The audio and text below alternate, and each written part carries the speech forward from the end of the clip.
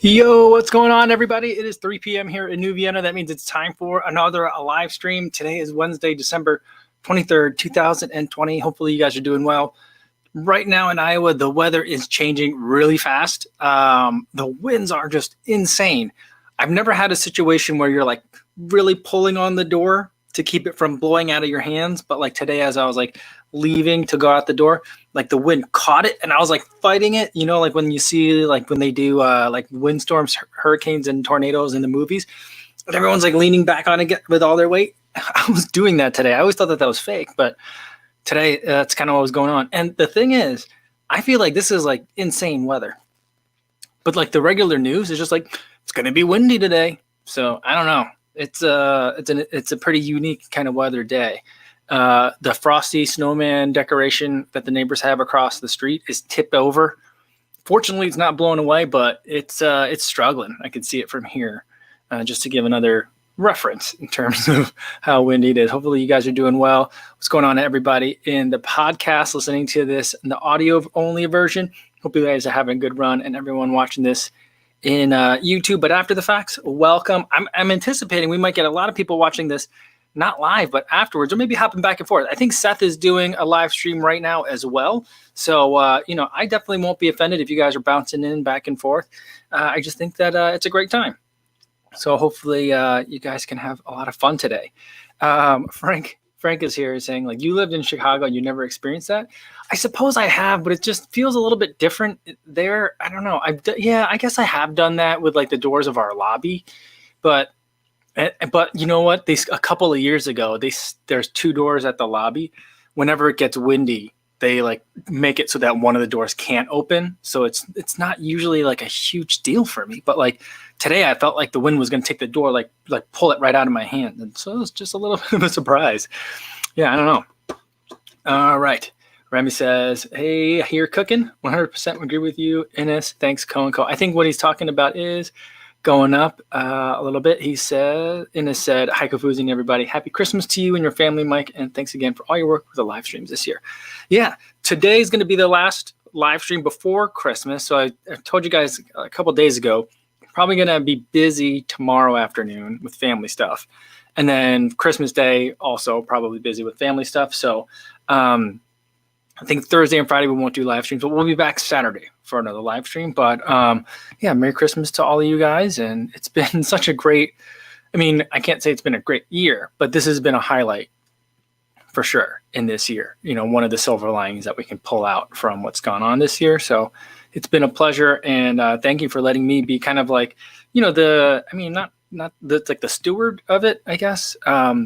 The one that's kind of like the moderator, maybe, because you guys are having the conversations, you guys are driving this, and it's been really great to be here, I gotta say. Frank says he was going to try and donate a couple pairs of shoes to the local high school or cross country team this year, but the season got canceled. They don't really make it easy for you to do such a thing. Yeah, and he says the kids in this area are generally really poor. Yeah, that's a shame that that's happening. And it is kind of difficult to do that kind of thing, isn't it? But, there's always Seth. You can send shoes to him if you've got some lightly used shoes that you might want to do. And I think that's what he's doing today is the SOS thing, the share our shoes. So I think he's doing that. Martha says, it's too bad that they aren't welcoming shoes, season or not.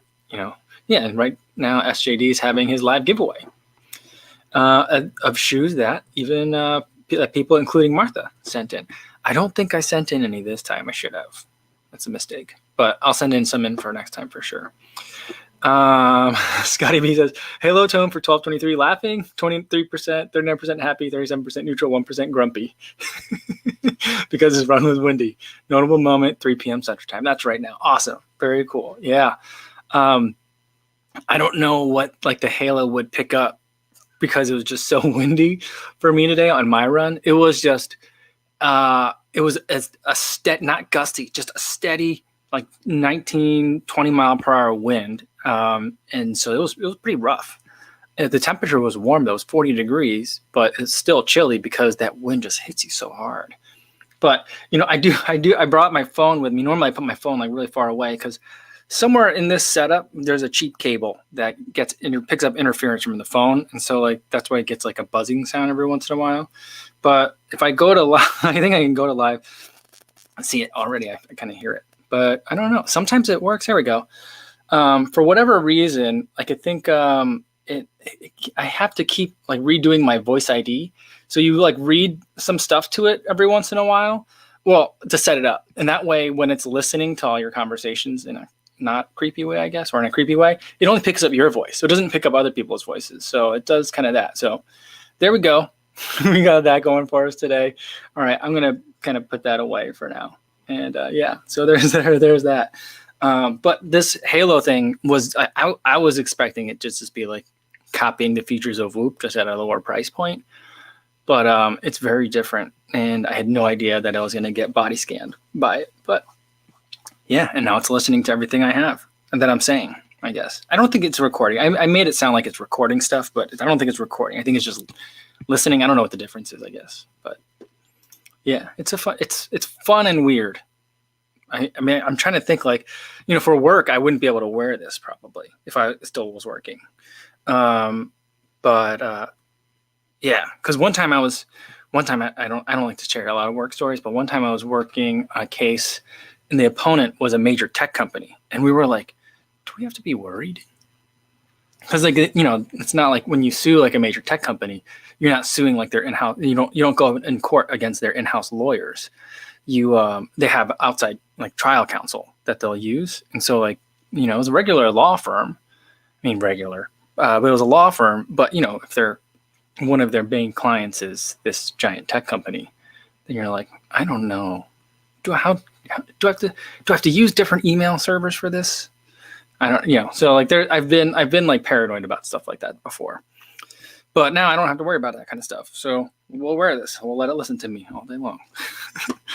All right. Ryan Polly's here, says, yo, co-fam, happy Wednesday. All Louis Becerra says, yo, what's going on? Awesome. Good to see you guys. Christian Showbringer's here. Merry Christmas, everyone. Hope you're all healthy and happy. I guess speaking of that, I'm going to reach for a noon, not spawn, but drop one of those in here. Yeah, get hydrated. Not really. Hank Garen says, I throw clothing donations in a big metal box at the gas station on the corner. You mean like a dumpster or like one of those donation boxes? I know you mean one of those donation boxes, but it sounds kind of like you're talking about a dumpster. But yeah, I like those. But you know what makes me upset is when I see those a lot of times, they're full. And then there's like bags of clothes just sitting outside them. And so that kind of annoys me. So we always trying to give it, my wife and I donate to like a Goodwill, Salvation Army, that kind of thing. And there's one in town, which we'll probably be dropping off some stuff to.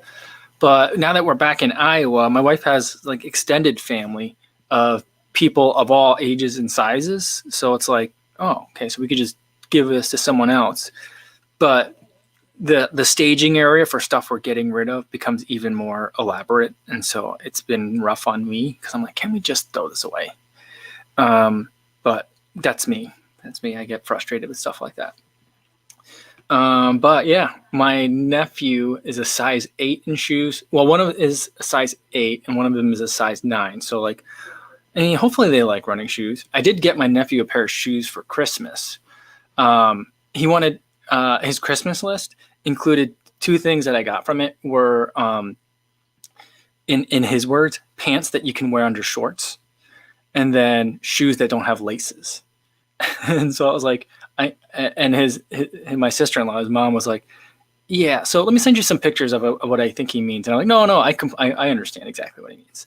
So I got him some Under Armour tights because he really likes Under Armour stuff. Under Armour is really popular around here.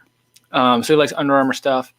And then I got him a pair of the Nike Metcon Sport because he's pretty active. He plays like a variety. He's not a runner. So, I mean, he's 9. So, but he plays like basketball as well as football, like just loves running around playing soccer. So I got him those, the kind that have like a big Velcro strap that you can pull, but no laces. So hopefully those will work out for him.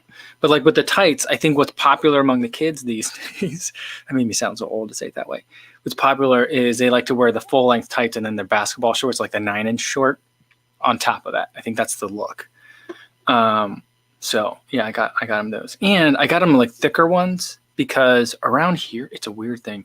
Here is colder than Chicago for sure, but no one spends hardly any time outside.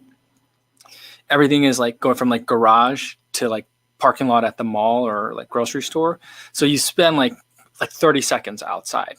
So no one brings a jacket anywhere. So like all my nephews, they have jackets, but I never seen them wearing them. So I'm like, he's going to be wearing these outside. So I got him like kind of warmer Under Armour tights. So hopefully that works out for him. And hopefully he's not like just sweating when he's inside. So we'll see how that goes. All right. Sorry, I was just rambling for a little while. Yeah, Frank says like slip-on Vans. Yeah, I thought about some Vans too, but I was like, no, I think what he means is I was going to get him NMDR ones, but like those have laces. I was like, those have laces? I don't remember that. And I think he probably would have liked those more. But I also think at age 9, when you ask for something without laces, even if this shoe is going to be more comfortable and have that slip-on, slip-off kind of thing going on for you, if it's not what he thought or envisioned, I think that's going to be a problem. So hopefully I've like lined up to, what he was expecting. Leona asks, do your nephews or anyone in your family besides your mom watch your videos? I don't think so. I don't think any of them are watching. My brother-in-law, he's a big cyclist. He's a cyclist, kayaker, outdoorsman, fishing, hunting, all that kind of stuff. He's an educator, but he also does like speaking engagements at like different like outdoor wildlife kind of things. Anyway, but he's on Strava, so he kind of keeps tabs on what I'm doing a little bit. But other than that, no, I don't really think they're all that interested in the videos. I'm not sure. Yeah. Kevin Dang says, wait, are Under Armour tights basically the same as Nike tights? I don't know. If you were to ask me like at every price point which one I would prefer, I would say at everything, but maybe like the highest price point I'd prefer an Under Armour tight. At the highest price point, I think I'd probably go with the Nike ones because I just feel like they'd be a little bit more speed or like running oriented than they would be as like a base layer. Just given like both of those companies' different like heritages, But I mean, Under Armour, it's Under Armour, base layers, tights. That's like what they started off doing. That's what they've been doing for the longest. So that's why I kind of like always gravitate towards those. I think they're really good. If you want to, like, especially if you're on a gift and you want to make sure you get like a name brand for them, then that's what I would kind of reach for. But otherwise, I use a lot of cheap ones too, like the ones you get on Amazon, three for $30 or something. Stevie76 says, my uncle is a YouTuber.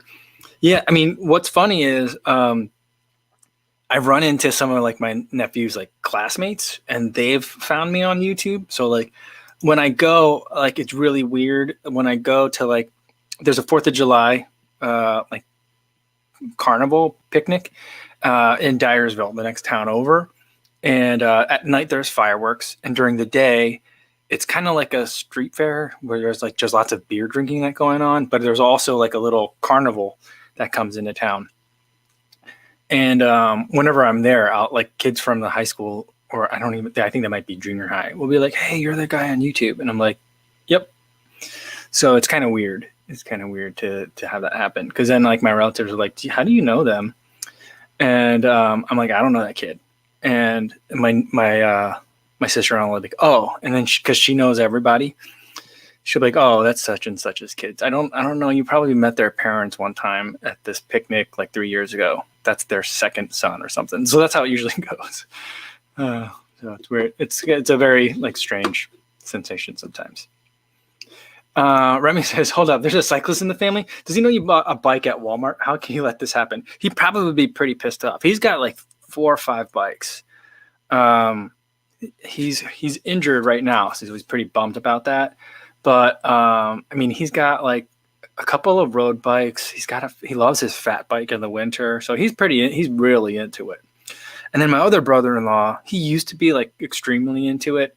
Those 2 rode Ragbri 1 year, and then like that brother-in-law, he rides parts of it every year. So like they're pretty into it. They do like on Thanksgiving, they do a Cranksgiving ride where I think you bring I don't know how, like what the load packing situation is like, but they bring canned goods with them and they ride to a whole bunch of different breweries. And then it's kind of like a pub crawl while donating food to charity and drinking beer and riding bikes.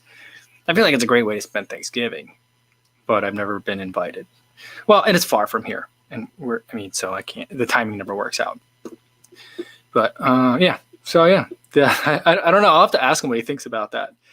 I never thought, it never like occurred to me. Daniel Hernandez says, hi Kofuzi, I'm training for my first marathon in May. Awesome. I've been running for about 6 months. How long should I wait before starting to train for my second one?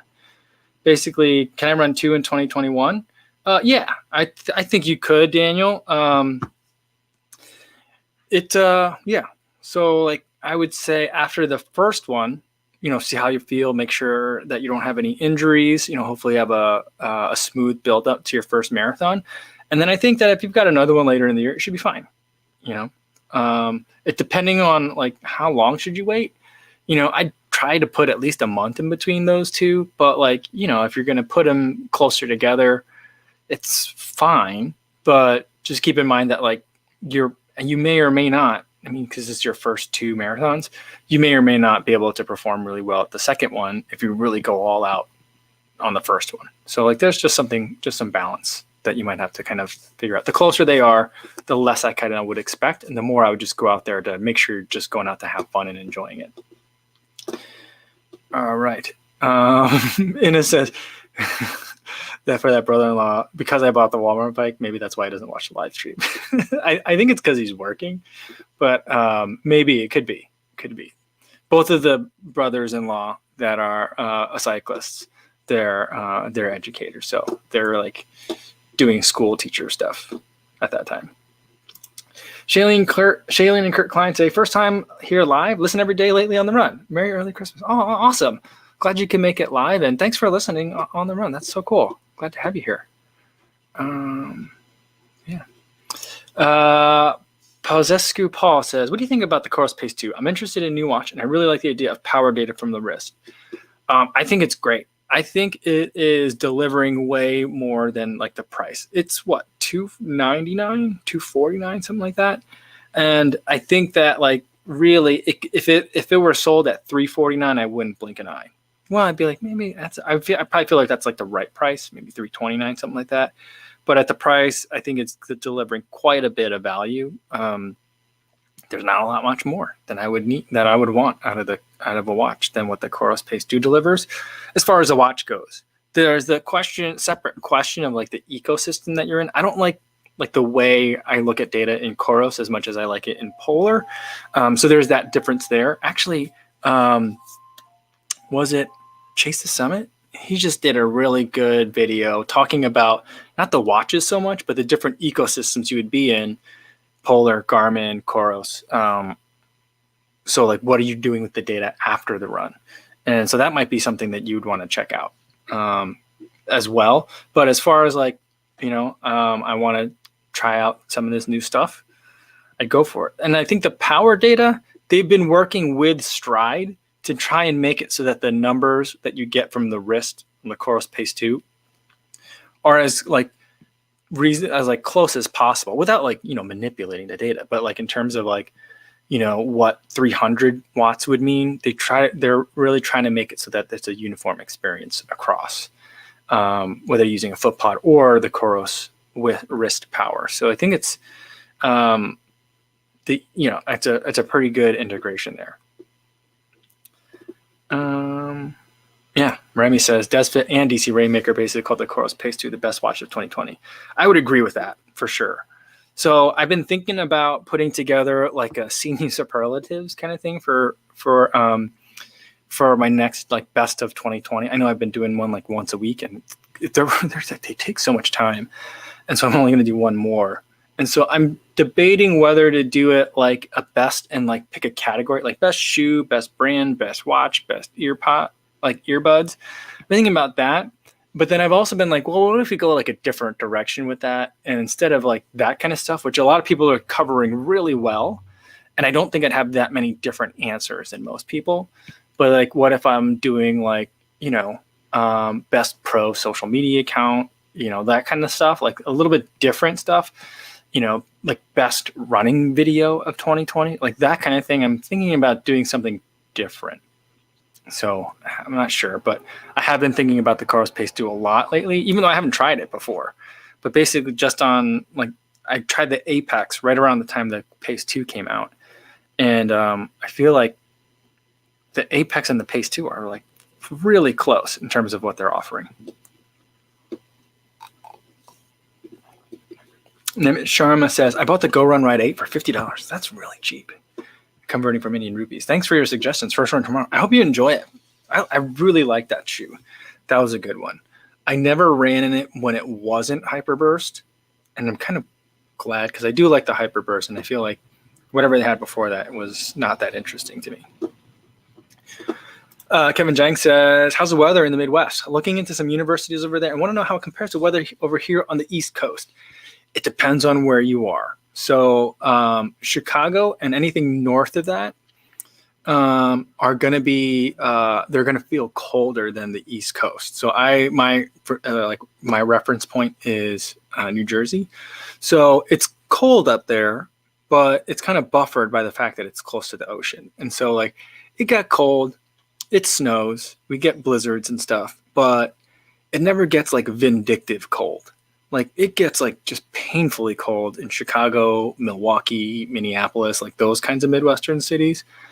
But cities like St. Louis, it's warmer than it was on the East Coast. St. Louis is 300 miles due south of Chicago. So, it's quite a bit warmer. Indiana is like, it's geographically kind of in between, but also weather-wise pretty much right in between.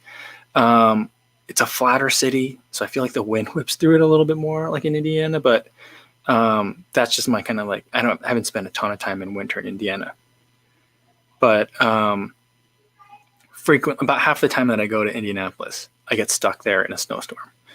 But but it's in terms of temperature and like the amount of snow, it's pretty similar to the East Coast, but it just kind of depends on it. I would also say though that for the most part, I don't know about lake effect snow in the Midwest because I don't think I've really experienced too much of that. But in Chicago, we do get it every once in a while, but not predominantly.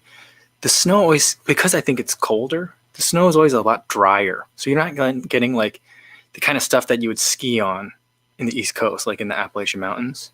So it's a little bit different than that too. So although we got some really good, like nice snow here in New Vienna a little while ago, but we're much farther away from a big body of water. So I guess it kind of depends.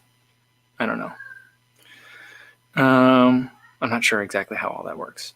I don't think a lot of that made sense together. But yeah, the Midwest, it's cold. It gets cold here. And then the weather changes really fast. Just like there's a saying, if you don't like the weather in the Midwest, wait a day. So that it just jumps all over the place. Right. Yeah, Tony Bone says, the best of vids are my favorite. It's hard for me to tell what you like otherwise. Okay, well, maybe I'll do that. I'll do like my top, like a best of. I might do a best of and like put in a couple of like best brand, best shoe, stuff that I've already been telling you guys about. But then I'll do like my favorite videos of the year. Lee Joyce Chung, good to see you again. She says, I just joined new to the channel, want to jog more often. Can you give me best wrist or otherwise monitor to count all the stats, steps, mileage, time per mile? Well, the Coros Pace 2 that we've been talking about is a great one. The other one that I feel like, and this is another one that I haven't tried, but I feel like people swear by this one, Garmin 245. I also feel like price per performance is really good. So like if it's your first one, it's good. And it'll, for a lot of people, even if it's not their first one, they still love that watch. So that's a good one. So I would look at some of those. Tony Bowen asks, is running in Chicago hard?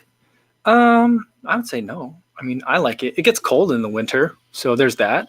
And that keeps a lot of people off the paths and off the streets. But I've been, I started doing all my winter running in Chicago, so I like it.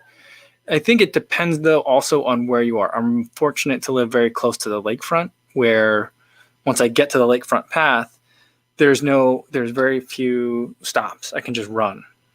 And so that's really nice.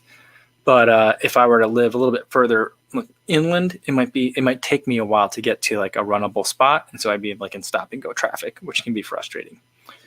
There's not really a lot of hills, so that's another thing that's really difficult to get to work on, is like running up hills, running down hills, that kind of thing.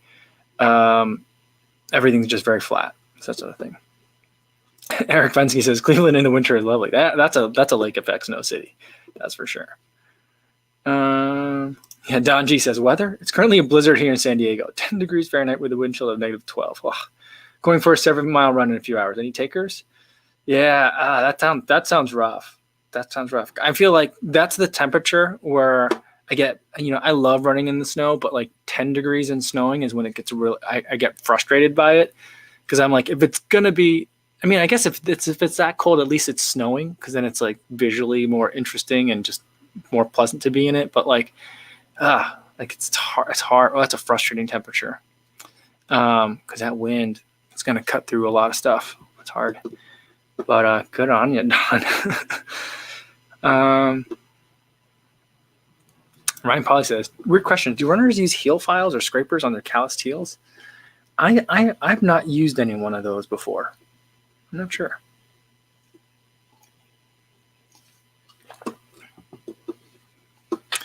Geranord Blom says, I quit paying for Strava now. Not much value if you use Garmin, Polar, or the Coros app. They give you the same data.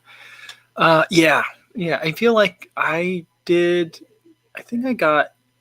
gotta check if I'm paying for it now, because I got like a trial to it because I was beta testing stuff for them. So I'm not sure if that still applies. So I'm actually not sure if I'm paying for my Strava subscription. But there's just sometimes where like for me, as someone who likes to share my data, I like the way that like Strava lays it out better than the way like Polar might lay it out or Garmin might lay it out. And so like, a lot of it just comes down to a matter of layout. And then I do look at the training log feature of Strava quite a bit. The one where like all the circles on the calendar, that I really like that. And then the circles get bigger if they're more mileage, and if you have multiple activities in a day, there's lots of circles. So I like that better than anything else that I've seen, I think. Yeah, so there's just things that like I'm accustomed to looking at it that way. But if hopefully I'm not paying for it. But if I am, I don't know, I might stop paying for it. I don't know. All right, let's see. Lucas Grope says, "Love the swinging camera." Oh, thanks, Lucas, and thanks so much for the super chat. I really appreciate that. Yeah, I've just been running like that for a long time now, and I love seeing that other people are doing it now too, because it makes me feel less weird about it, and I love the results that people are getting from it. So I just think it's a really cool thing. Whether or not it's good for running as a whole, that there's like a subset of us that are like running with like 6 foot or like 3 foot sticks, waving them around, like swinging them around ourselves all the time. If that's good for running or not? I'm not sure, but it doesn't seem to be like it's like not everyone's doing it. So I feel like that's okay. Yeah, Remy says, just to be clear, Strava is a cycling app first and foremost. All the other sports are just extras added on after. Is it really? Is that where it started? Chris Yao says, better late than never. Just got back from office Christmas luncheon. Ooh, awesome. Well, hope you didn't like leave early on our account, Chris, but it's good to see you here. I didn't think we'd see you today. Trains with Coda says, I like the old circles a lot better than the new circles. Interesting. Jerry Taylor, is the Adidas 4D runner an actual running shoe? I never see it reviewed. I have reviewed it. I've reviewed the Alpha Edge 4D Death Star, so it's like the Star Wars version of it. I did review it. You can run in it. I've run in it, but it's super heavy, and there's no payoff for the weight. So like, I feel like there needs to be a lot of work done to make it lighter for the amount of cushion that I'm getting out of it. So like, I love to wear it. Like walking around, it's fine. like it's a great traveling shoe. Like going to the airport, it slides on and off your foot real easy. So that's nice. But I bought it at like several $100s. It was really expensive. Now you can get it for like less than half of that. So it was a very expensive walking around shoe, but I wanted to test it out. Shaylin and Kurt Klein says, Strava is made especially for Walmart bikes. Oh, that's funny. Jeff Corman says, I love Strava for the social interaction, but I miss the flybys in all honesty. I understand the privacy issue, but just love to see who was out there, especially if it's a pro. Yeah, I mean, I'm torn on that too. I kind of like that one. But, you know, it never came to mobile. So I don't normally look at my running data on a laptop. And sometimes I have to go to the laptop, like with Polar. Like when I do a workout, I'm trying to figure out like, okay, what were my work phases? What did they look like? What was my power, pace, and heart rate for that work phase? Then I can only really see that well on laptop. And that's every time I do it, I'm like, I got a what? All right. But that's how I felt about the flyby. So I actually didn't look at it all that often. Chang Reaction says, hey, Kofuzi, just want to thank you very much for all your sharing. That really keep me staying running until now since last year. Happy Christmas. Well, awesome. Merry Christmas to you too. Glad you're out there and running, and it's been good to see you in the live streams. AJ Munt says, I bought the Death Star with a heavy coupon, and just for casual shoes, they're super heavy. Yeah, they are, aren't they? But like, for if I had to stand around all day, that kind of situation, I think I would like it. Like, for example, I did a review of the Epic React 2 as a Disney World shoe. I actually didn't like it. I don't think standing in React is all that comfortable. I much rather be standing in Boost than React. But standing in 4D, that 4D printed stuff, it's really nice. I like that one. But it's like a very, very weird use case, but actually probably a pretty wide appeal of use case for a lot of people. So I feel like they should call it like the 4D, not runner, but the 4D stander. 4D going to the mall, 4D working all day kind of thing. I don't know. I don't know what people do in their casual shoes. But yeah. So I mean, that's where I feel like it really works.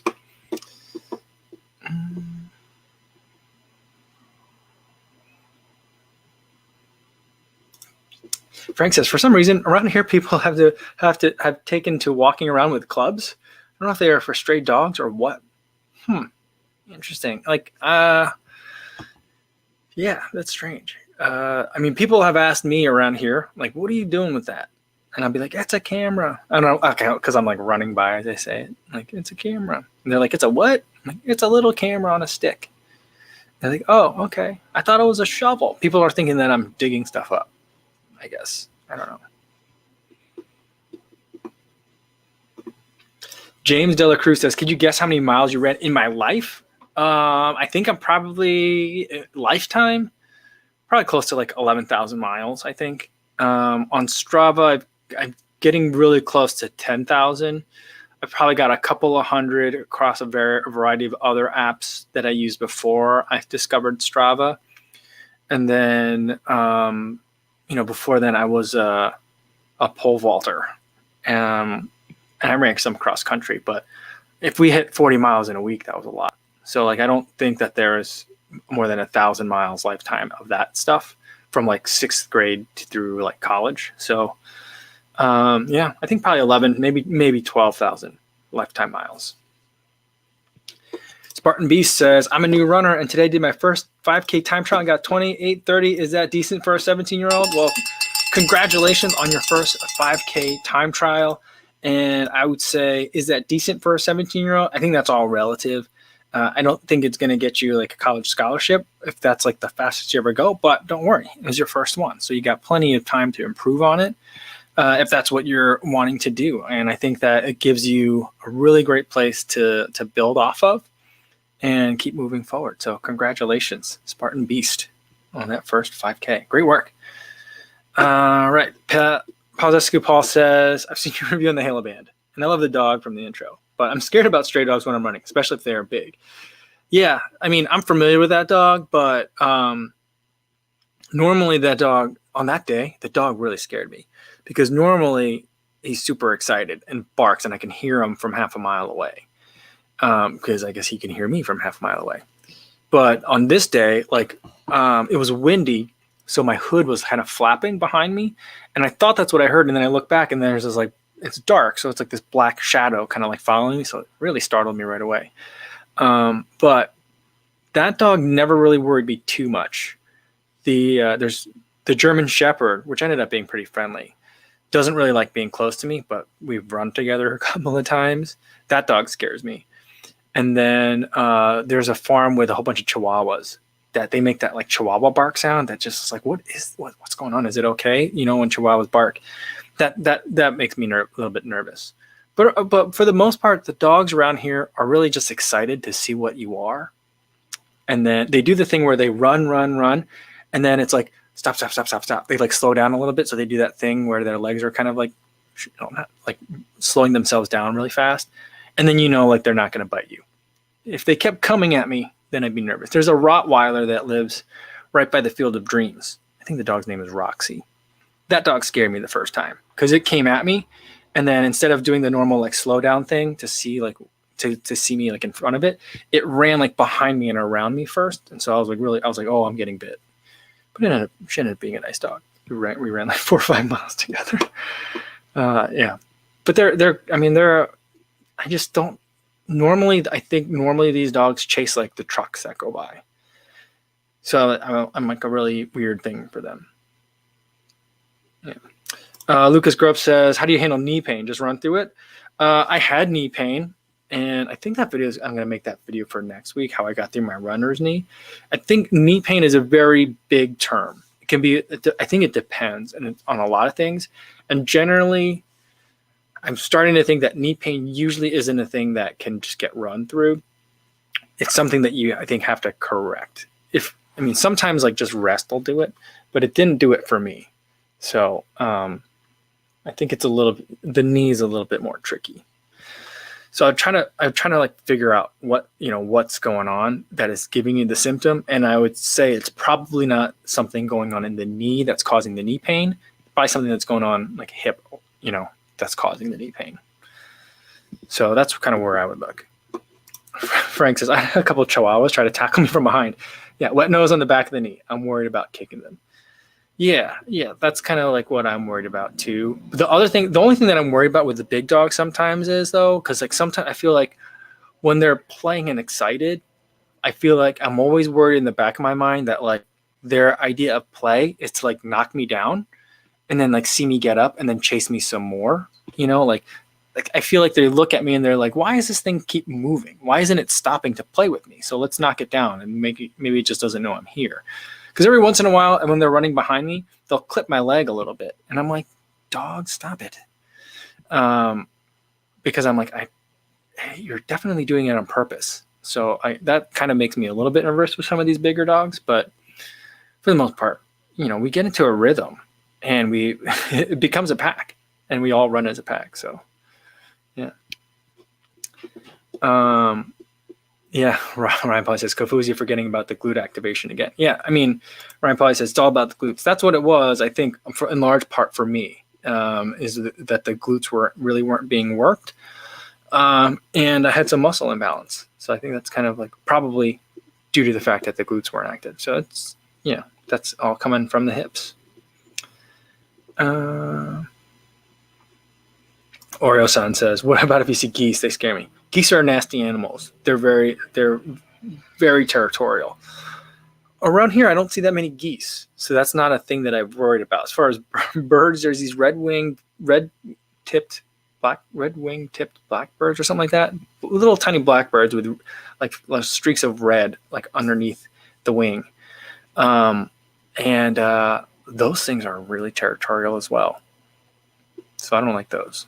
But the geese around here, they don't bother. In Chicago, the geese, you got to watch out because they like to warm themselves on the concrete or the asphalt path where I normally run. And if you try to run through them, they get real touchy.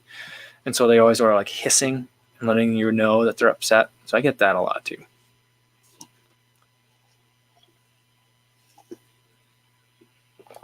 Stick on a Tree says, I run in shared trails with bikes, and one time a little kid plowed into me from the back. Apparently he was looking backwards at his parents. Oh my goodness. That is scary. I mean, it'll just be so startling, I feel like.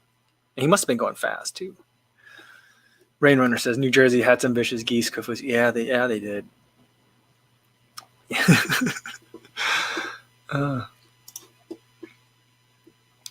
And as Dunbar says, we saw a couple of roe deer on today's run, quite close up. It was keen to race them. Amazing. That'd be such a sight to see too. Jared Norblum says lots of deer here too, but they are really careful.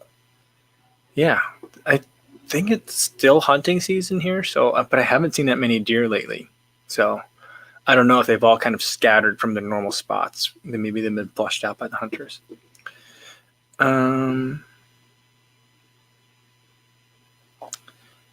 Lee Joyce Chang says, can I share my stats on social media with a Garmin 245? Yeah. So you'll just connect your account from Garmin to, you can connect it like to Strava to auto push. Or what you can also do is you could share it from the Garmin app. So let's say you don't want to share everything. You can share like certain activities, like look at it on your phone, like that activity on the Garmin app. And then there's usually a button that you can push that out, or at least save like an image or add a photo to it and share that out to Strava or Instagram or Twitter or whatever you need to. So you can do that. Oreo Sun says, one time I ran into a swarm of bees. I had to pick up the pace because they started stinging me. That's crazy. That's really crazy. Oh man. I had when I was running up in Devil's Lake, Wisconsin, I think it was last summer, 2 summers ago. There were these crazy giant flies. They were like the size of like just really big. I'm trying to like think of something if I have something nearby to give a reference point. But there were these giant flies, and they were chasing me, and I was trying to run away from it. I had a downhill. I'm like, you're not going to be able to keep up with this fly, and it totally did. And it just kept biting me through my shirt, and it was just really uncomfortable. I took it personally. It felt like he was really attacking me, not as like just something to bite, but as like, I want to get this guy. Yeah. Daniel Hernandez says, any headlamp recommendations? I'm not too picky about my headlamps because I don't race in them. So I just buy stuff that's on Amazon. I like the kind that have USB charging because I don't want to go through batteries. I think I think a lot of the ultra runners like the ones with batteries because then you can just swap out batteries. You don't have to worry about like, one, I got to charge it or have 2 so I can have one charged on a power bank and then get the other one. You can just swap out batteries. But I don't care about that. So I just get one that's cheap. I like them really bright. That's kind of what I do. There's more to it than that too. And I've been thinking, well, maybe I need to go in depth on it and kind of really look at some of them. I've had ones from Nathan. I've never had a Petzl before, but I'm thinking about it. But those are probably the 2 better known brands. But the one I have is just, I think it's called Go for Wild. And it's on Amazon. It's like $25, $30, something like that. I don't know. Jody says, magpies in Australia during breeding season have had them hit me and draw blood. Wow. Always go for the head and face. That I would take that personally. I'd be like, what is wrong with you guys? But I don't know. Maybe it's just like my kind of like preconceived notions about Australia. But I just feel like Australia is there's a part of my subconscious that views Australia as like the bugs in Far Side comics. Do you guys remember those? Where they're just gigantic. I don't know why I think that, because I don't know that's necessarily true. If the bugs are probably worse. Like we've talked about this before. Like Martha's telling me the bugs are insane up in Alaska. When I've been up in Minnesota and Wisconsin, or northern Wisconsin in the summertime, the bugs are just ridiculous.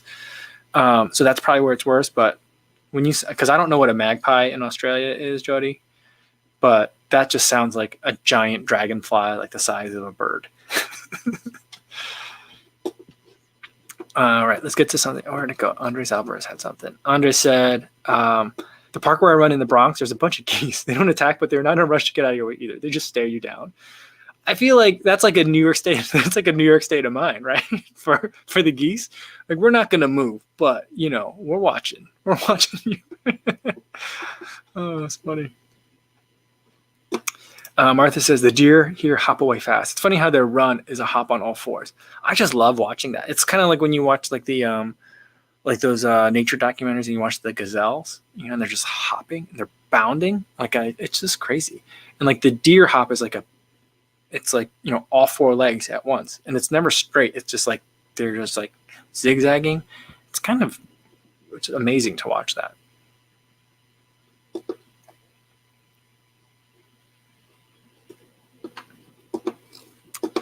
All right. Striker Burke says the BioLite Headlamp 330 is my favorite. No, I'm not familiar with BioLite. Yeah, see, I'm such a newbie in that space.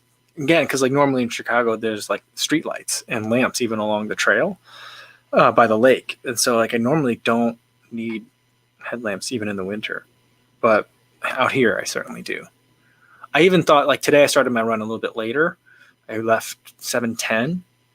I mean, there was daylight out, but I still brought my headlamp because I'm like, it's dark. But the days are getting longer now, guys, so I'm excited about that. Scott says the Petzl Actic core is nice and not too expensive, and in his legs the Silva headlamps. They're a very good beam for running. Yeah, I'm kind of getting a little bit more particular about the beam and like wanting a little bit more out of the ones that I have, like the cheap ones, because I'd like a little bit more spread. Mine are still pretty focused, and when it's really focused, it leads to a lot of jitter. It's hard for me to like look at that for a while. It's distracting. So I'm thinking like if I had one that I could adjust the spread a little bit, and just illuminate a broader area, if it's not as bright, I think I'd like that as well.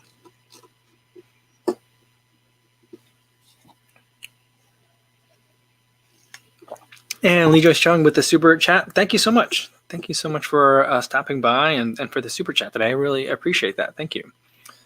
Let's see. Tick on a Tree says Australia has possum eating spiders. What?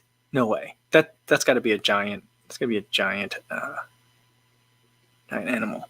And Jody says a magpie is a bird, so it's not a bug we're talking about. So the birds will bite you in the face. That's insane. That is definitely insane. Wow. Wait, look at this. Striker Burks says, picked up the New Balance TC fuel cell for $60 from Jackrabbit, 165 discount on luxury review of the shoes. That's incredible.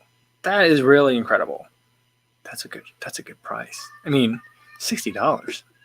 I think I need to spend more time kind of like roaming around on Jackrabbit, because like I keep hearing stories about that, like really good prices. And that could be like a good thing to like, if you guys are inclined to ever like donate some shoes, like new shoes to what Seth is doing. I think Ginger Runner is the one that like mentioned it one time in a live stream.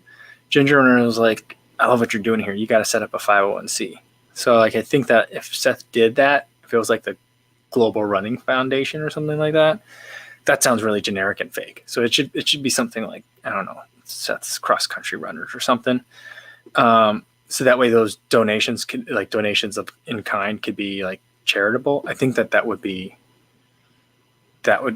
make it a lot easier. But like those are the kinds of things that I think a lot of people are sending. They're like, when they find a really good deal on a shoe, it doesn't matter really the size or the gender of the shoe, because he's giving away to random people who need it. So that could be a really interesting donation. Oh, okay. And then Lee Just Chung wanted to make it a 15. So I really appreciate that. Thank you. Thank you so much. She did the 5 and then the 10. So thank you very much. I really appreciate that. Lewis says, I seen some parrots fly by someday on the route. Does that count for wild encounters? For sure. A parrot, like a wild parrot. Like that's crazy. You know what I think is a highly underrated movie is, what was that? Was it called Rio?